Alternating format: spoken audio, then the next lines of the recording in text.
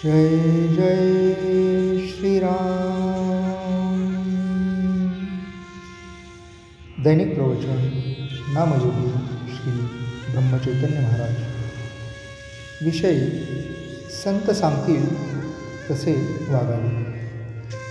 ज्या स्थितीत परमात्मा ठेवतो त्यात आनंद मानावा। प्रपंचातल्या दुःखाबद्दल वाईट वाटून घेऊ नये। आपण जगात वागताना सर्व माझे माझे असे म्हणतो, पण प्रत्यक्षात आपल्या वाटणीला किती येते याचा कधी आपण विचार करतो का? मिळण्याची आणि मिळवण्याची हाव वाढल्यामुळेच आपल्याला खरे दुःख होते। ही हाव नाहीशी व्हायला भगवंताच्या स्मरणात राहणे हा एकच उपाय आहे। मी भगवंताचा आहे ही जाणीव ठेवून वागावे। भगवंताकडे चित्त गुंतवून ठेवणे हाच खरा धर्म मानावा। जगाला फसवू नये आणि जगाकडून फसले जाऊ नये। नामात जो राहिला तो सत्संगतीत राहिला। व्यवसाय व हौस याप्रमाणे आपण संगत धरतो। मनाची आणि नामाची संगत जोडून घ्यावी। मालकाच्या बरोबर असलेला कुत्रा ज्याप्रमाणे धीट होऊन दुसऱ्यावर भुंकतो त्याप्रमाणे आपण भगवंताच्या आधाराने राहावे। भुंकू मात्र नाही, नेहमी लीनता ठेवावी। मी साधन करतो हे विसरून जावे। त्याबद्दल अभिमान धरणे म्हणजे साधनाला कमीपणाचा आणणे आहे। आपल्या कामात लक्ष ठेवून सर्वांशी प्रेमाने वागावे। स्त्री दिराचा किंवा सासू सासऱ्यांचा मान ठेवते ते नवऱ्याला खुश करण्याकरिता, तसे भगवंताला ज्या रीतीने समाधान होईल त्याप्रमाणे आपण वागावे।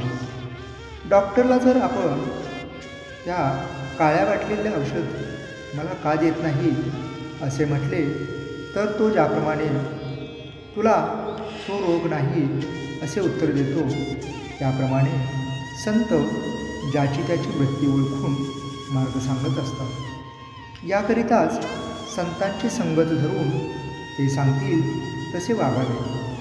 ते वागतात तसे वागू नये। आपल्या पतंगाची दोरी आपण संतांच्या हातात घ्यावी आणि खुशाल निश्चिंत राहावे। आपण गुरुने सांगितलेले साधन करीत जावे, म्हणजे साधनात पुढे वाट दाखवायला तो उभाच असतो। जिथे दोन वाटा फुटतात तिथपर्यंत या, म्हणजे तिथे गुरु उभाच आहे। पण उगीच काही न करता पुढे काय आहे हे विचारण्याने काय होणार? संतांनाच वेदांचा खरा अर्थ कळला, त्यांचे केवढे उपकार सांगावेत की त्यांनी तो अर्थ आपल्याला सांगितला। म्हणून आपण वेद वाचण्याचे कारण नाही, आपण फक्त संत आपल्याला सांगतील त्याप्रमाणे वागावे। त्यात आपलेच घुसडू नये। आपले काम खात्रीने झालेच पाहिजे। पाणी गोठून बर्फ बनते। बर्फाच्या आत बाहेर जसे पाणीच असते तसे जो आत बाहेर भगवंताच्या प्रेमाने उथंबलेला असतो त्याला संत म्हणतात। असे संत फक्त नामस्मरणाने जोडता येतात। आजचे बोधवचन। सद्गुरूच्या आज्ञेचे पालन करता करता साधकाला नामाची गोडी लागते आणि नाम पोटभर घेतल्याने त्याचा आत्मा तृप्त होतो। जय जय श्रीराम।